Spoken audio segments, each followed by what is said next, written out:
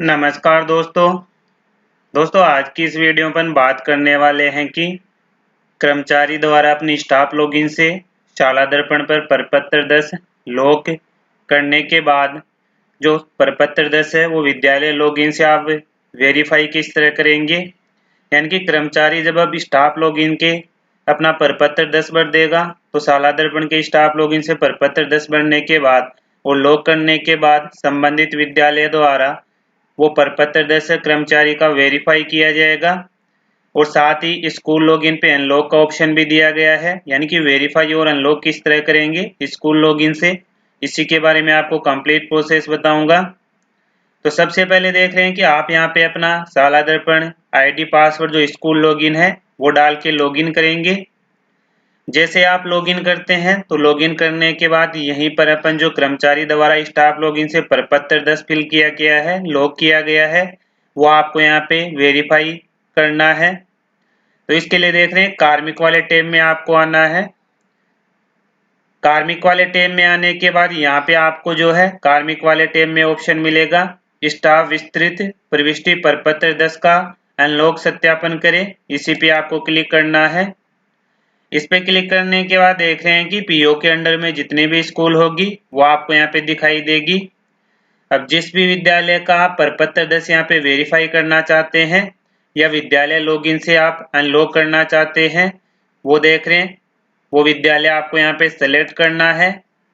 विद्यालय सेलेक्ट करने के बाद इस विद्यालय में जितने भी कर्मचारी होंगे उन सभी के आपको प्रपत्र 10 से वेरिफिकेशन डिटेल आपको यहाँ पे दिखाई देगी। और जिन कर्मचारियों द्वारा प्रपत्र 10 स्टाफ लॉगिन से भर के लॉक कर दिया गया है उनके देख रहे हैं इस तरह का स्टेटस लॉक्ड मिलेगा। और साथ ही व्यू का ऑप्शन भी मिलेगा। व्यू के ऑप्शन पे क्लिक करके ही आपको विद्यालय लॉगिन पे कर्मचारियों का प्रपत्र 10 वेरीफाई करना है। अभी आपको प्रोसेस बताऊंगा।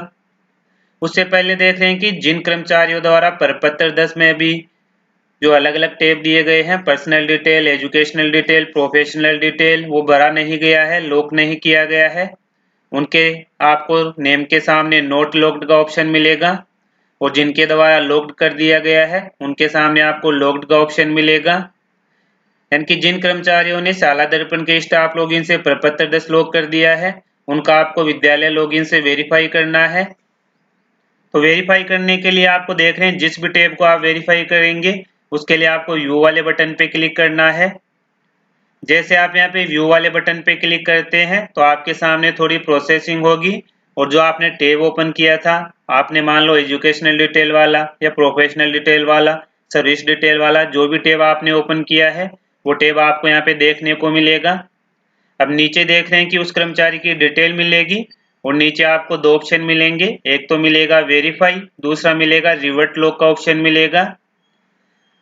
अब यहाँ पे आप जिस कर्मचारी के प्रपत्र 10 को स्कूल लॉगिन से वेरीफाई करना चाहते हैं आपको ग्रीन कलर पे वेरीफाई वाले पे क्लिक करना होगा।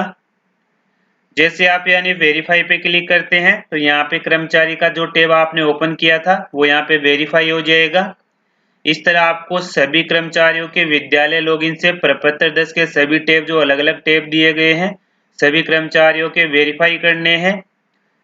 वेरीफाई करने के बाद देख रहे हैं आपको इस तरह का ग्रीन कलर में गुड का निशान वेरीफाइड का ऑप्शन मिलेगा। अब देख रहे हैं कि आप विद्यालय लॉगिन से प्रपत्र 10 अनलॉक किस तरह करें। इसके लिए सेम वही प्रोसेस है। कार्मिक वाले ऑप्शन में आप जाएंगे, यहाँ पे आपको स्टाफ विस्तृत प्रविष्टि प्रपत्र 10 अनलॉक सत्यापन करे का ऑप्शन मिलेगा।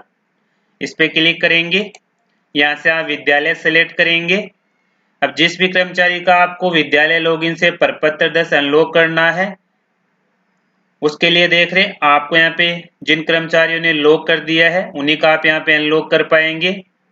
लेकिन आपको एक बात का ध्यान रखना है कि अगर आपने किसी कर्मचारी का प्रपत्र 10 के कोई टैब आपने वेरीफाई कर दिया है तो यहाँ पे आपको वेरीफाई करने के बाद ऑलरेडी वेरीफाइड का ऑप्शन मिलेगा। वेरीफाई करने के बाद आप विद्यालय लॉगिन से प्रपत्र 10 को अनलॉक नहीं कर पाएंगे। अगर आप विद्यालय लॉगिन से वेरीफाई कर देते हैं और आप अनलॉक करेंगे तो अनलॉक का ऑप्शन आपको नहीं मिलेगा।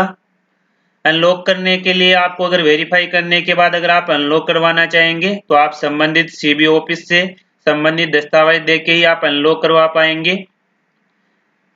अब देख रहे हैं कि विद्यालय लॉगिन से किसी कर्मचारी का प्रपत्र 10 अनलॉक आपको करना है, तो सेम वही प्रोसेस है। जिस कर्मचारी ने प्रपत्र 10 लॉक कर दिया है उसके नीचे आपको व्यू का ऑप्शन मिलेगा। आप यहाँ पे व्यू वाले पे क्लिक करेंगे। जैसे आप यहाँ पे व्यू वाले पे क्लिक करते हैं तो व्यू वाले पे क्लिक करने के बाद आपके सामने सेम वही दो तरह के टैब मिलेंगे। एक तो आपको वेरीफाई का ऑप्शन मिलेगा, दूसरा आपको मिलेगा रिवर्ट लॉक का ऑप्शन मिलेगा। अब आपको जिस भी टैब को अनलॉक करना है प्रपत्र 10 को विद्यालय लॉगिन से, उसके लिए देखें आपको रिवर्ट लॉक का ऑप्शन मिलेगा। आप यहाँ पे रिवर्ट लॉक पे क्लिक करेंगे। जैसे आप रिवर्ट लॉक पे क्लिक करते हैं तो यहाँ पे आपका जो प्रपत्र 10 है वो विद्यालय लॉगिन से अनलॉक हो जाएगा। बस आपको इस बात का ध्यान रखना है कि अगर आप विद्यालय लॉगिन से किसी कर्मचारी का प्रपत्र 10 वेरीफाई कर देते हैं तो विद्यालय लॉगिन से वेरीफाई करने के बाद आप विद्यालय लॉगिन से या पीओ लॉगिन से प्रपत्र 10 अनलॉक नहीं कर पाएंगे। अगर आप वेरीफाई करने के बाद अगर आप अनलॉक करवाना चाहेंगे तो संबंधित आपका जो सीबी ऑफिस है उसी से आप संबंधित दस्तावेज के साथ संबंधित डॉक्यूमेंट के साथ अनलॉक करवा सकते हैं। तो आज की इस वीडियो में यही अपडेट थी कि कर्मचारी द्वारा स्टाफ आईडी से प्रपत्र 10 भरने के बाद आप विद्यालय लॉगिन से अनलॉक और सत्यापन किस तरह करेंगे, दोनों प्रोसेस मैंने आपको बता दी है। तो आज की इस वीडियो में यही अपडेट थी। फिर मिलते हैं नई वीडियो के साथ, तब तक के लिए जय हिंद जय भारत।